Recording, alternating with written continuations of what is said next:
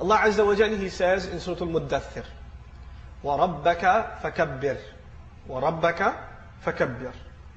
The waw in the beginning is like the English capital letter. Like when you start a new sentence, you begin with capital letter. In Arabic, waw can be used for many things, over 21 things. One of them is al-istinaf, to start a new sentence.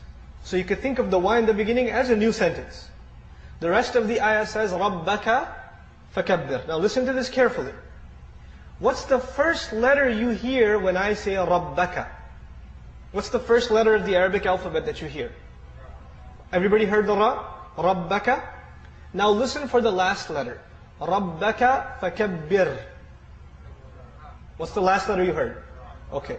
Now listen carefully for the second letter. رَبَّكَ.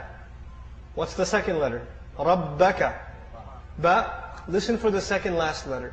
رَبَّكَ فَكَبِّرْ. What's the second last letter? Ba. رَبَّكَ. What's the third letter? Kaf. رَبَّكَ فَكَبِّرْ. What's the third last letter? You notice something? It's spelled backwards and forwards the same way. It's spelled backwards and forwards the same way. In English literature, we call this a palindrome. Something that spells backwards and forwards the same way. Like Bob or race car. Race car is an interesting palindrome in English. Allah Azza wa Jal gave our Messenger sallallahu alaihi wasallam words that He didn't write down. وَمَا تَخُطُّهُ بِيَمِينِكَ. Allah tells him, you didn't write anything down with your hand. You don't know how to write. So this is entirely an oral exercise for the Messenger sallallahu alaihi wasallam. And once he says something, he doesn't edit it. He doesn't correct it. That's it. Allah revealed it and that's it. There's no, I didn't mean to say that, let me change the way I said it, etc., etc. Right? It's exactly the way Allah instructed him to recite.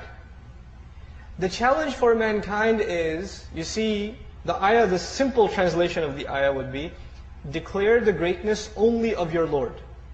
That would be a simple translation of وَرَبَّكَ فَكَبِّرْ.